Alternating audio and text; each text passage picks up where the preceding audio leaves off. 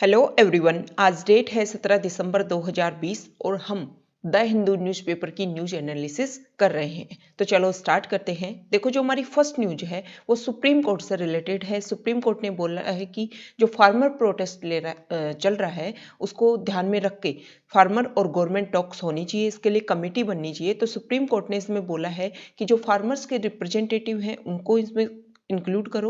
इसके अलावा जो भी इसमें फार्मर्स की तरफ से आना चाहते हैं, गवर्नमेंट की तरफ से आना चाहते हैं, उन सबको इंक्लूड करके एक कमेटी बनाओ और इस टॉपिक को मतलब सोल्व आउट करने की जरूरत है। देखो, इस आर्टिकल में जो हमारे लिए एग्जाम के पॉइंट ऑफ व्यू से इंपॉर्टेंट है वो है भारतीय किसान यूनियन, जिसका नाम लिया है सुप्रीम कोर्ट ने कि आप इसको इंक्लूड करो। जो भारतीय किसान यूनियन है इसकी शुरुआत चौधरी चरण सिंह ने की थी, लेकिन बाद में 1986 में इसको महेंद्र सिंह टिकैत के द्वारा रीऑर्गेनाइज किया गया था। ये जो भारतीय किसान यूनियन है इसका जो नेशनल हेडक्वार्टर है वो सिसोली यूपी में गिरता है। तो ये हमारे एग्जाम के पॉइंट ऑफ व्यू से टर्म है, ये हमें ध्यान में रखनी है। नेक्स्ट जो न्यूज है फ्रंट पेज पर ही वो है कोरोना वैक्सीन को लेकर के। कोवैक्सीन कोरोना वैक्सीन जो भारत बायोटेक और आईसीएमआर दोनों के कोलैबोरेशन से डेवलप की जा रही है। ये जो भारत बायोटेक है वो जो कंपनी है वो हैदराबाद बेस्ड है और कोरोना के लिए ये जो उन्होंने प्रोसीजर किया था उसका फेज फर्स्ट का जो ट्रायल किया था उसके रिजल्ट काफ़ी प्रोमिसिंग आए हैं। तो हमारे एग्जाम के पॉइंट ऑफ व्यू से इंपॉर्टेंट हो जाता है आईसीएमआर और Bharat biotech. Bharat biotech company है, 1996 में एस्टेब्लिश किया गया था और प्राइवेट कंपनी है, रिसर्च करती है कोई भी वैक्सीन कोई भी बीमारी के लिए। अब देखो, आईसीएमआर जो है वो हमारे इंडिया की अपेक्स बॉडी है। किसमें? बायोमेडिकल रिसर्च में जब भी कोई काम होता है उसके फॉर्मुलेशन के लिए, कोऑर्डिनेशन के लिए और प्रमोशन के लिए आईसीएमआर अपेक्स बॉडी है इंडिया की। ये जो आईसीएमआर है ना वो ministry of health and family welfare के अंडर आती है। ये हमारे लिए इम्पोर्टेंट बन जाता है। इसके बाद में डायरेक्ट हम चलेंगे पेज नंबर 8 पर। पेज नंबर 8 पर न्यूज़ आई है कि इसरो कम्युनिकेशन सैटेलाइट लॉन्च करेगा आज के दिन। तो सबसे पहले तो ये कम्युनिकेशन सैटेलाइट है उसका नाम हमारे लिए इंपॉर्टेंट हो जाता है, क्योंकि प्रीलिम्स में क्वेश्चन टर्म्स देकर पूछ लेते हैं कि देखो जैसे इस कम्युनिकेशन सैटेलाइट का नाम है CMS-01, तो पूछ लेंगे कि ये किससे रिलेटेड है। तो हमें ध्यान होना चाहिए कि ये कम्युनिकेशन सैटेलाइट है। अब इंपॉर्टेंट हो जाता है इसरो।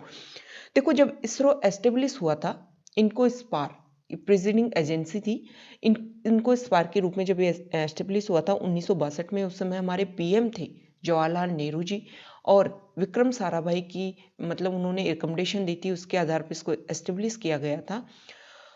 इसरो जो है वो पहले डिपार्टमेंट ऑफ एटॉमिक एनर्जी के अंडर आता था 1962 में, फिर 1972 में स्पेस कमीशन चलाया जाता है और डिपार्टमेंट ऑफ स्पेस के एस्टेब्लिश किया जाता है भारत के द्वारा। और उसके बाद में इसरो जो है वो डिपार्टमेंट ऑफ स्पेस के अंडर आ जाता है, जिसको डायरेक्ट ओवरव्यू कौन करते हैं? हमारे प्राइम मिनिस्टर। तो ये हमारे लिए इम्पोर्टेंट न्यूज़ है। एक तो कम्युनिकेशन सैटेलाइट का नाम हमें ध्यान होना चाहिए, दूसरा इसरो कौन से डिपार्टमेंट के अंडर आता है ये भी हमें पता होना चाहिए। अब जो नेक्स्ट इम्पोर्टेंट न्यूज़ है वो पेज नंबर 9 से है। देखो, 2-3 दिन से हम डिस्कस कर रहे थे कि यूके के फॉरेन सेक्रेटरी हमारे मिस्टर राव यहाँ पर विजिट पर आए हुए हैं, क्योंकि 26 जनवरी को वहाँ के प्राइम मिनिस्टर मिस्टर जॉनसन हमारे चीफ गेस्ट होने वाले हैं। तो एक तो उन्होंने जगह जगह जो हमारे विदेश मंत्री हैं उनसे मुलाकात की। कल उन्होंने हमारे प्रधानमंत्री नरेंद्र मोदी जी से मुलाकात की, हमारे इंडिया के और यूके के जो संबंध है उनके बारे में बात की। इसके अलावा उन्होंने फार्मर प्रोटेस्ट के बारे में भी बात की। उन्होंने बोला कि जो डायस्पोरा है वो काफ़ी इफेक्ट होता है, क्योंकि बहुत सारे इंडियंस हैं वो यूके बेस्ड है, तो उनकी वजह से, और स्पेशली पंजाब वाले एरिया के लोग वहाँ रहते हैं, तो डायस्पोरे से इफेक्ट हो रहा है, यूके की पॉलिटिक्स इससे इफेक्ट होती है, इसीलिए यूके इसमें ध्यान दे रहा है और ज़्यादा कुछ नहीं है। आगे से आर्टिकल में लास्ट में बोला गया है कि यूके की ऑक्सफोर्ड यूनिवर्सिटी और इंडिया की पुणे बेस्ड सीरम इंस्टीट्यूट दोनों ही कोलैबोरेट कर रही हैं कोरोना वैक्सीन बनाने में। तो ये इंडिया और जो यूके है उसके जो रिलेशनशिप है उसके लिए काफ़ी महत्वपूर्ण है। नेक्स्ट जो न्यूज है वो पेज नंबर 10 से है। देखो पेज नंबर 10 पे एक इंडेक्स आया है, ह्यूमन डेवलपमेंट इंडेक्स, और इसमें इंडिया की रैंकिंग आई है 189 देशों में 131 नंबर पर, और इंडिया पहले से 2 नंबर नीचे फिसल गया है।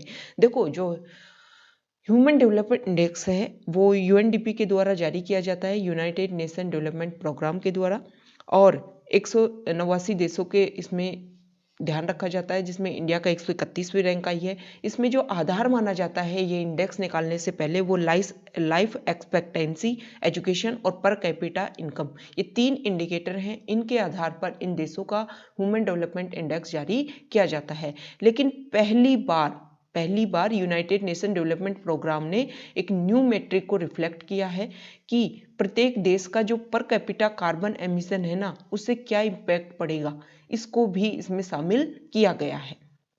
इससे क्या होगा कि हम जो क्लीनर असेसमेंट है, जो हमारा क्या है पर कैपिटा कार्बन एमिशन है, और फॉसिल फ्यूल का जो अमाउंट हम यूज़ करते हैं गुड्स एंड सर्विसेज को कंज्यूम करने के लिए, उनको प्रोडक्ट करने के लिए, तो इन सब के ऊपर ध्यान दिया गया है यूनाइटेड नेशंस डेवलपमेंट प्रोग्राम के द्वारा।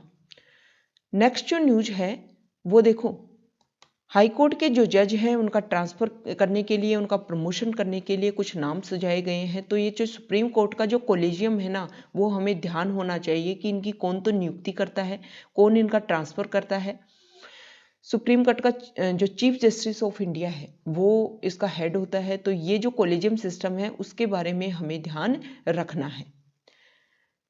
नेक्स्ट जो आर्टिकल है वो है 13 पेज नंबर से, जो फॉरेन मिनिस्ट्री वाला पेज आता है उसमें है। देखो यूएस ने टर्की जो देश है उसके ऊपर सैंक्शंस लगा दिए हैं। तो टर्की की जो प्रेसिडेंट है एर्डोगन, उन्होंने बोला है कि ये तो टर्की की जो सॉवरेनिटी है उसके खिलाफ है, उस पर अटैक है। तो उन्होंने क्या उनके ऊपर सैंक्शंस लगाए हैं ये हमें ध्यान रखना है। काटसा सैंक्शन लगाए हैं यूएस ने टर्की के ऊपर। अब काटसा सैंक्शन क्या होता है?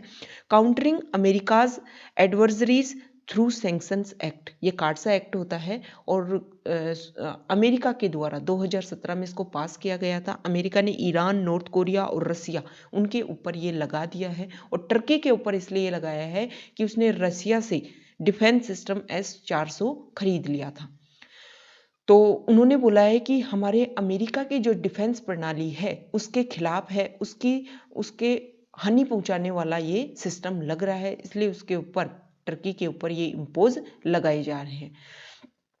नेक्स्ट जो न्यूज है वो बांग्लादेश से रिलेटेड है। देखो कल 16 दिसंबर था, बांग्लादेश का विजय दिवस था, भारत ने इसमें सहायता की थी।